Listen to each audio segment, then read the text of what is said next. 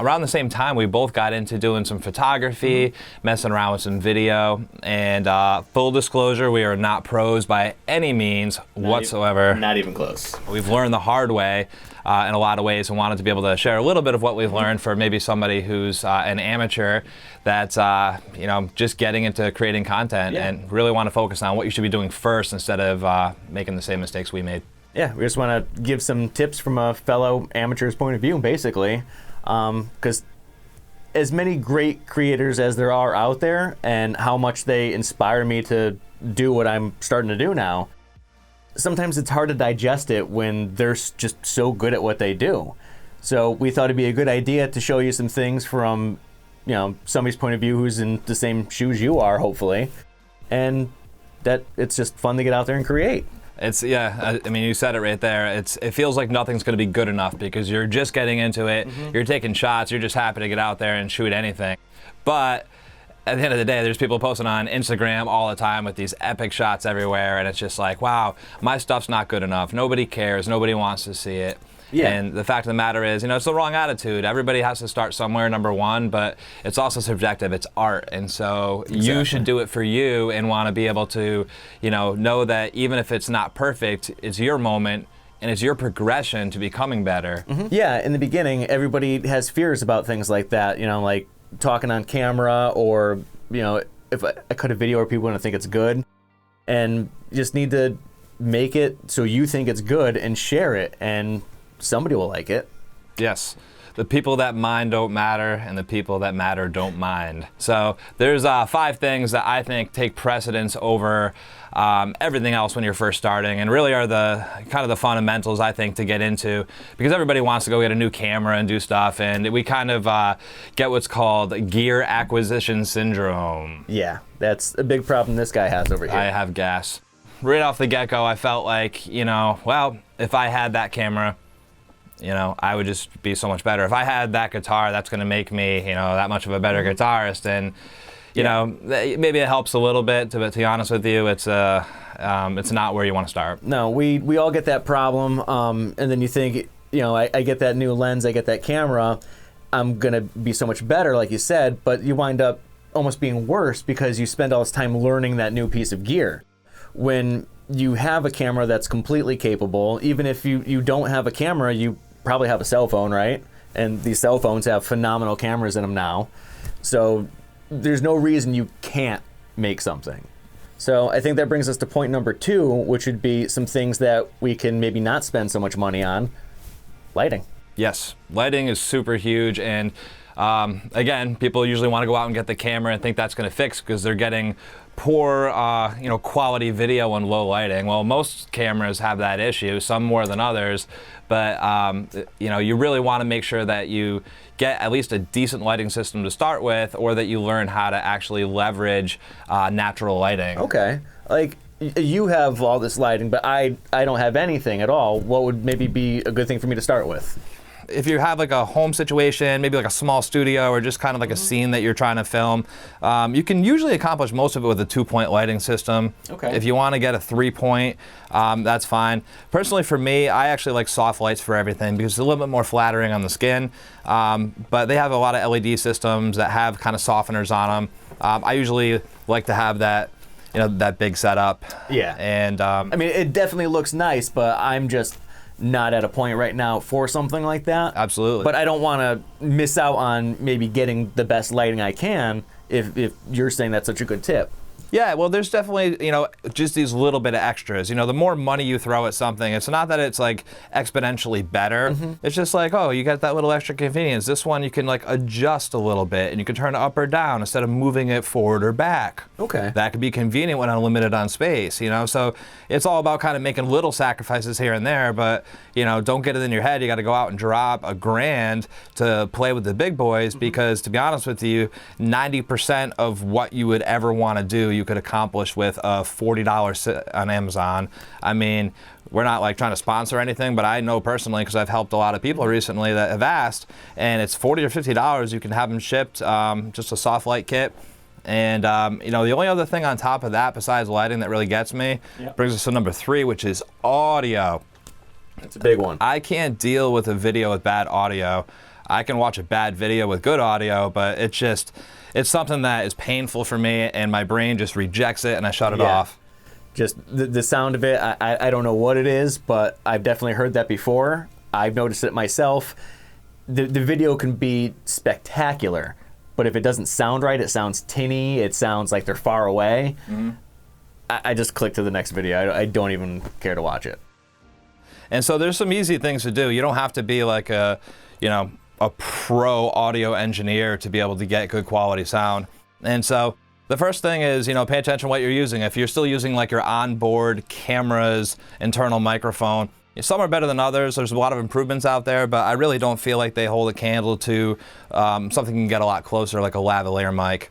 Well, how much can the difference be between something like this or these cameras? I mean, we have a camera like that one that's a few $100s, and we have cameras over here that are a few $1,000s. We could actually test that, right? All right. And so we've been on the lavalier mics. We both have our own channels, which are working pretty good. So let's switch to this guy. This is the GH5, and then we got that camera, The Sony A7R Mark IV.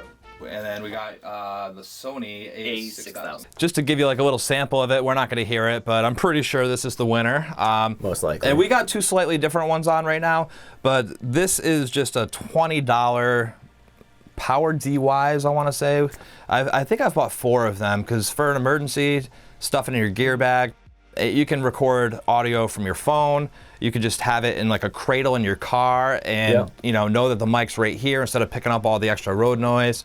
And I guess the second part of the audio too, you can get really crazy, and again, you can get your gear acquisition syndrome, and you can go out and you can get some really nice condensers, or you get a shotgun, and it makes a crazy difference. But again, it's not as big of a leap as it is going from onboard to just going to something that's really close, like a lavalier mic. Well, what about if I forgot my lavalier mic, or I just didn't have the money to buy something like that? Is there any suggestions or tips you have to get better audio with the onboard camera by any chance? Keep yourself isolated in a space that has some soundproofing. You don't have to get too crazy with it, but just be aware of ambient noise around you and do your best to isolate it. Keeping windows closed. Yeah, absolutely. There's definitely some things, I'll pull the curtains closed so the echoes and, all the reverb that you would get in a room. Pretty thick curtains you have over there, huh? Yeah, and it helps keep out a little bit of the road noise if somebody's driving down the street when we're trying to do recordings. So it definitely helps out in general, and those are cheap things, and a lot of times you can, find things around the house to kind of soften and dampen things. I chose to put an area rug in this room, for example, because it just sounds a lot nicer in here. It sounds a little bit more dead and kind of helps lend itself for better recordings. You could take this mic and bring it into an echo chamber, and you're gonna have a bad time. Yeah. So it's that's kind of how that works. But the only other part of audio that's kind of critical is, if you're just taking the audio straight out of the camera or the source, and then you're putting it right in your video, take a little bit of time to use the tools that you're gonna find in every major program, and just add a little bit of EQ. Take the time to, check out those peaks and valleys, and make sure you're not clipping anywhere. Nobody likes those pops and hisses. Yeah. It's just something that a little bit goes a long way. Add some compression, but don't go too much. Don't make it sound all robotic and crazy. Number 4 is just having a plan. When you first get a camera like I did, you grab it. I think I ripped it right out of the box. I ran home and I just started taking pictures of everything.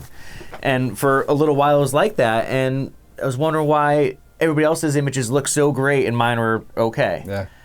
And then I started to slow down and plan out what I was going to do. Decided maybe I would wait until sunset. I would wait for a better location and plan out how I was going to shoot it. And then my images started going from something like this to something more like this. And you can see it looks a lot better. So it's all about just thinking it out a little bit and seeing what you can do with it. Yeah, absolutely. That's half the fun of it. And there's a lot of different aspects to photography, but a lot of it really is the moment. It's being at the right time at the right place. And I think that's something that we both enjoyed. We've gotten into a lot of landscape photography, especially, which has just been fun. And not that long ago, we went to New Haven at 5 o'clock in the morning to catch the twilight hours. And we got this really beautiful shot here, a whole bunch of beautiful shots like this. Really proud of it.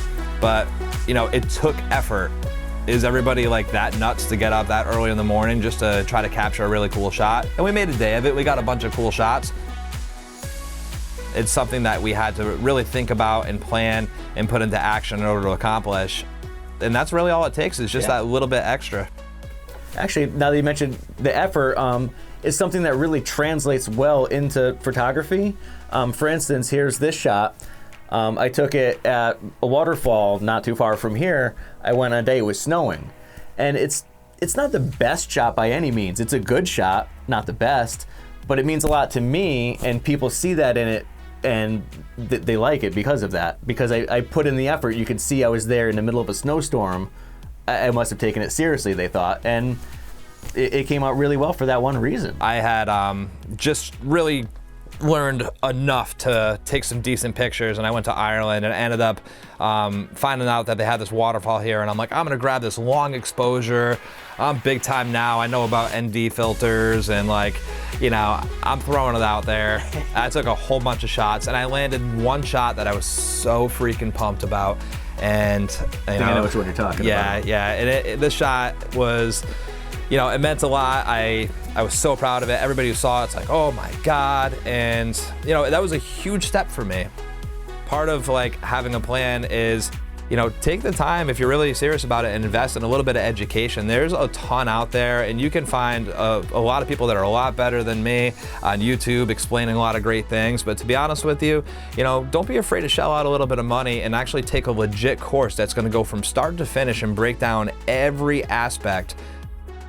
I recently went through one that was like a 24-hour course, and it took this photo that I thought was so great, and after I finished the course, I got a shot like this the week after. Nothing really changed except my understanding of all the tools that I had available. So don't be stubborn. Don't think you know it all. You know, have the attitude of constant and never-ending improvement. Just like a musical instrument, you're never gonna stop playing it because you just figured it out. Like, it's something that just constantly, like, you have a million places to go with it, and you can do so many different, you know, mediums, if you will. And that brings us to number 5, which is just have fun with it.